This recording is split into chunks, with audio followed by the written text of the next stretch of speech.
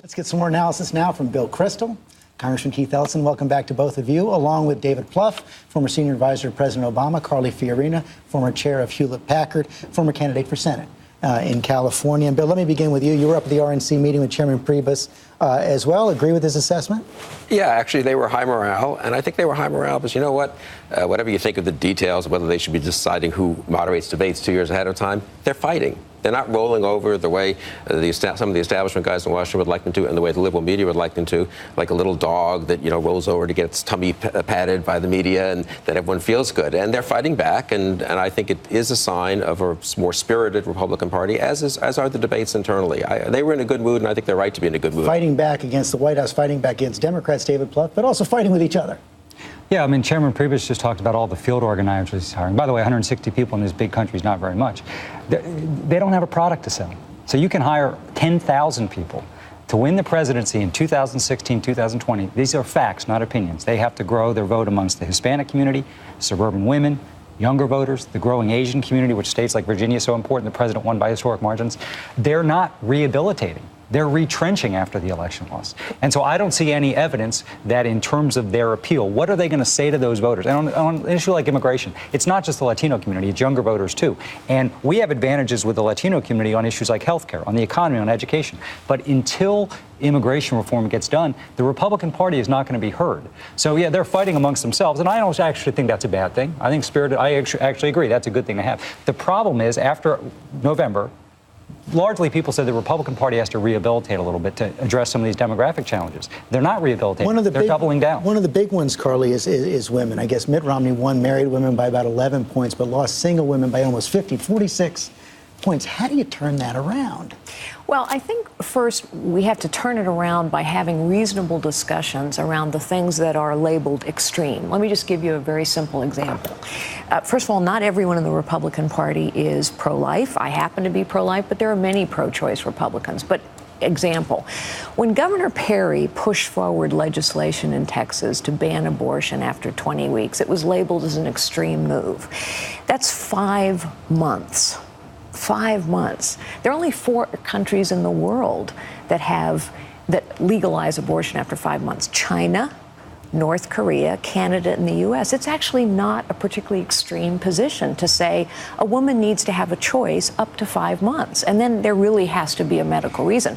But it got cast as a very extreme point. I would be willing to wager that there are many, many single women who are pro-choice who say, you know what? 5 months sounds reasonable to me. So I think part of the Republican Party's challenge is to not fall into the trap of having issues cast the way our political opponents want them cast, and be willing and courageous enough to actually have the debate on our Ellison, terms. We're also seeing a strain of the Republican Party that, you know, may find out places where you agree, for example, with Rand Paul on issues of foreign policy, cutting off aid to Egypt, but that creates real divisions inside the Republican Party. Well, I agree. I mean, at the end of the day, the Republican Party has to talk about how they're going to solve problems for Americans. What's going on with jobs? I voted to not repeal Obamacare 40 times, but they haven't put forth any kind of plan for how they're going to make sure we got affordable, accessible care for every American. I mean, at the end of the day, they've got to have a program that Americans can say, that's going to help me and my family. And that's not what they're doing. They're talking about process and technology and stuff. But at the end of the day, you got to stand for something, and they stand for obstruction. And Bill, this gets to some of the big showdowns we're going to see this fall between the White House and Republicans in the Congress. The congressman brings up Obamacare. You have this faction in the Republican Party saying we don't fund the government unless Obamacare is defunded. It seems pretty clear the leaders in the Congress don't want that. And you've been advocating, I believe, a slightly different approach, saying don't defund Obamacare, delay it.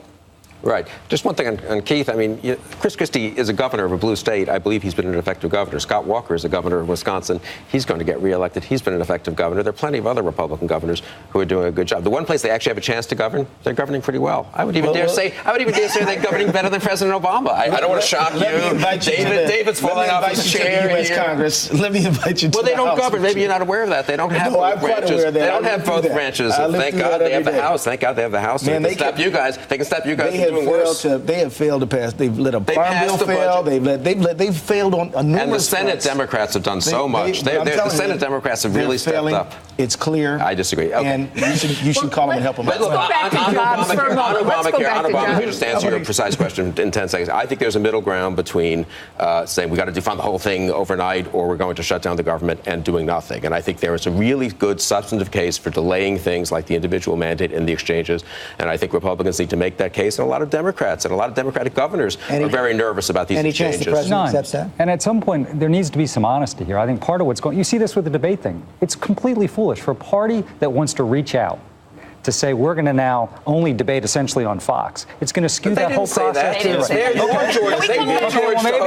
will host it. Okay, Let's come back for 1 second. Why are you afraid of debates? I'm not afraid of Because what's going to be debates. said on those here. stages to secure the Republican nomination is going to cause one's afraid huge of problem debates. in the general election. It one's happened afraid with of Mitt debate. Romney. It will happen in 16. Governor Christie, this is probably a kiss of death for him, for me to say this. He would potentially be a very strong general election candidate.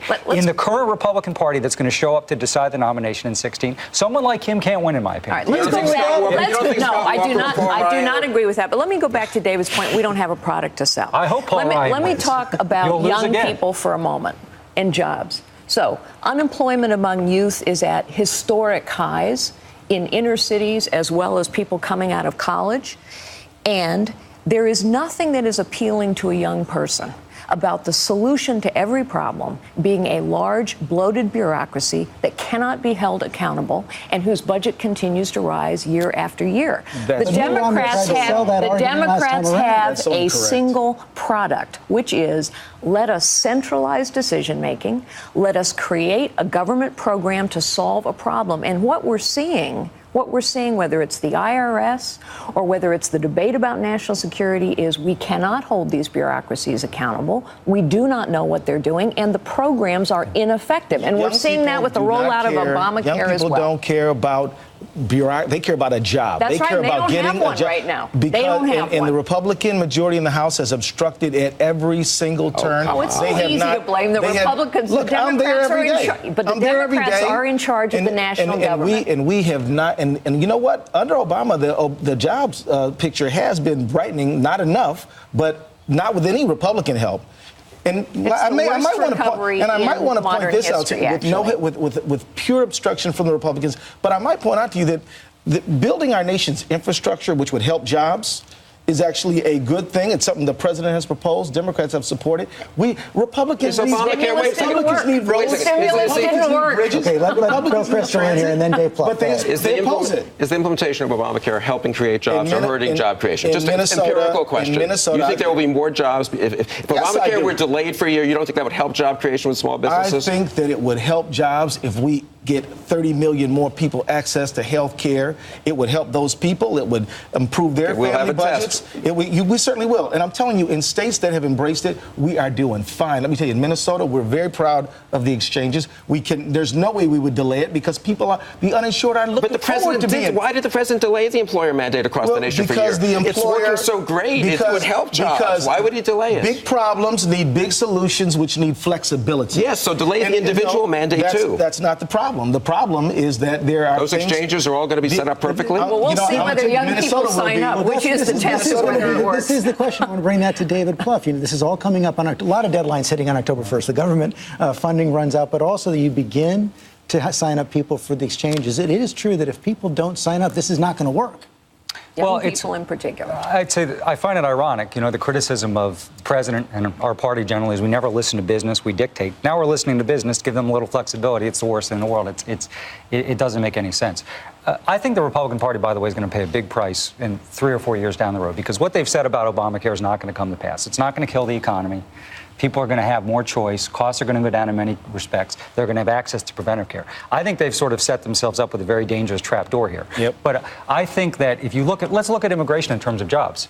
Right now, immigration reform has been analyzed, create a lot of jobs. I agree with that. Bring down the deficit. I agree with that. It's the one thing Washington can do right Let's now. go Right. do it. Okay, but you're not going to. Well, I know Bill doesn't. But I think aside from the politics, it's the right thing to do for our economy. Mm-hmm. And it's something could right now. By the way, all you need is what? 20 House Republicans, probably 25, and you could pass it tomorrow. But this is a debate for Carly Fiorina and Bill Kristol, because it's two wings of the Republican Party. You believe it's good for the economy. You believe that it's better politics and better policy for Republicans now to Deep Six immigration reform this year. To Deep Six, the actual bill that was passed by the Senate, absolutely. That's a big government bill that will damage, I believe, lower working class and middle class Americans.